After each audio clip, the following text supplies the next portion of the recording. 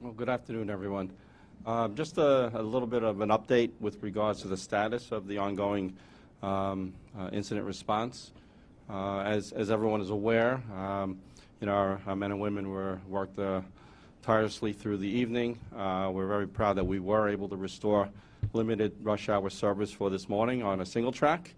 That was a big effort, but it was important because even with limited service, there were thousands of people that were able to take the train that would have had to find alternate ways, and as we know, putting them in the vehicles and cars is not what we were looking to do. So we're very happy that we're able to provide that. Having said that, the next step is, now that the AM rush hour is over, we did inform the ridership that during the midday we will be closing both tracks again to allow the effort to re-rail the remaining cars and to try and extricate them from the area. That's a challenging effort because of the platform and the situation of the trains.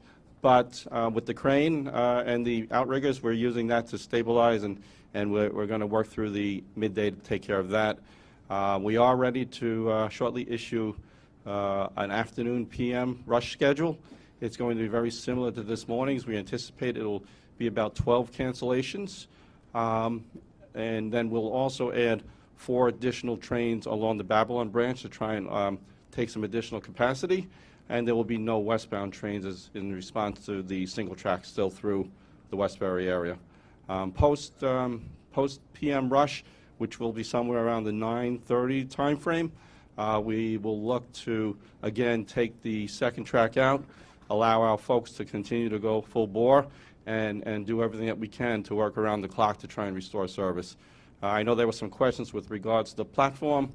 That's been evaluated. We'll be able to, once service is restored, we'll be able to safely cordon off a good portion of that platform and still be able to use that station. Phil, do you anticipate that tomorrow morning will also be canceled trains and a single track, or is it too early to say? When do you think you'll be at 100% service? Well, it's too early to say because a lot of the uncertainties right now rely on the re-railing process. The team is out there now. Part of the challenge is one of the tracks is rolled sideways, so part of the re-railing would be easier if the tracks were in the upright position. But the rec crew is very experienced. They're going to do an iterative process, working through it, removing some of the trains that are on the tracks to make the effort smaller and isolate the problem. So that effort will go in place.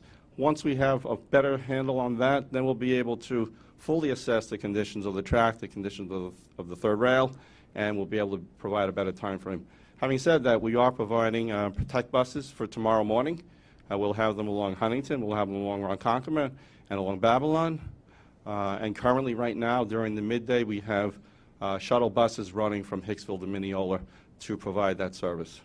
Phil, despite the best efforts of yourself and Metro North, there seems to be people who try to push their luck and go across grade crossings.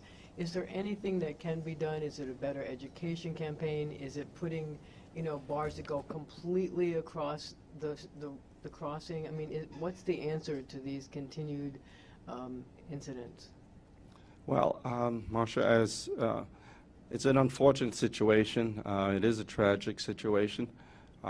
Why folks try to risk their lives and other people's lives, perhaps to save a few minutes, is one that I can't answer because I would never put myself in that situation. But I can tell you that MTA, Long Island Railroad, and our sister agencies are very focused on safety. We do a lot of effort, not only through MTA PD, our safety office, but also with local law enforcement and education. And a lot of effort also in schools. We go to elementary schools, we go to high schools, because really what we need to do is educate people, not just now when they're adults, but we need to educate them when they're children, because that's where it's formative stage. There is a very proactive effort with that, and we're going to continue that effort in terms of just taking a look at engineering solutions, enforcement solutions, and education.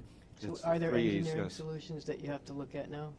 Well, we're continuously looking how to evaluate safety and proactively prevent these types of incidents. That's certainly part of our inclusive look. Phil, I remember there was a big push on the education front, the engineering front. There was some tragic crashes of people in the grade crossings.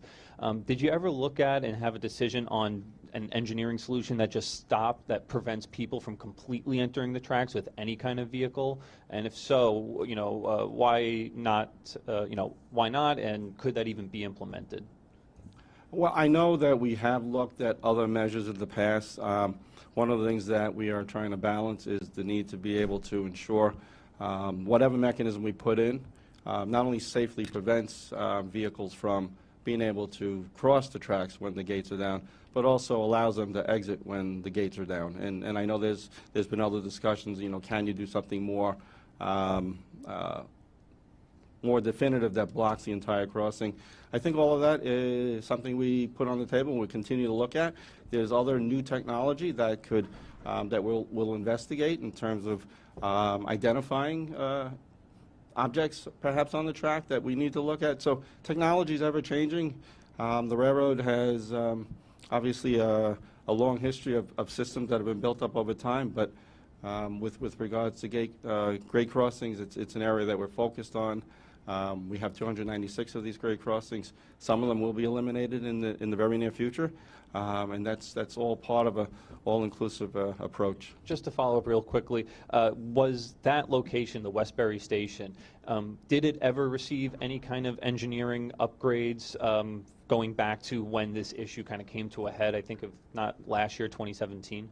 Well, with regards to preventing folks from going around the gates, it's really been the effort with regards to education, enforcement, and engineering.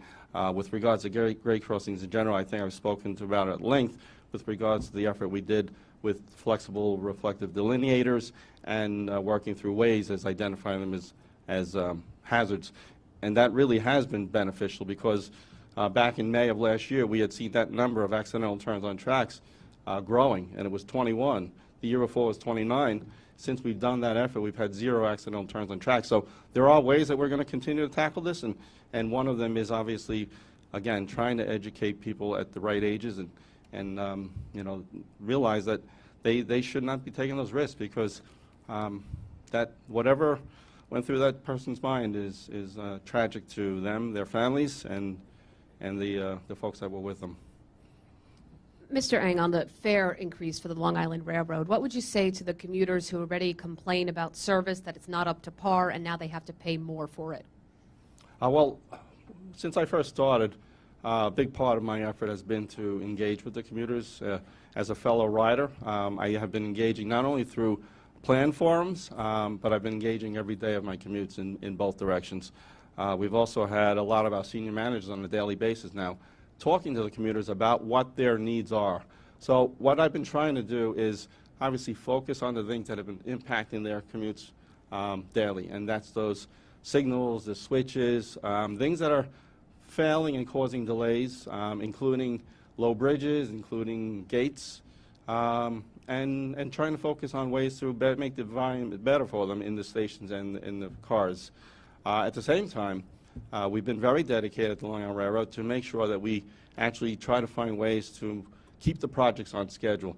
As we heard at the board, a lot of talk about past projects not being delivered on time, not being delivered on budget. I'm proud to say that the railroad has embraced alternative procurement. The third track was using design, build, best value. So was the second track. Second track, we delivered 15 months ahead of schedule. I think that is a testament to our commitment to building infrastructure that actually supports the railroad's ability to provide better service.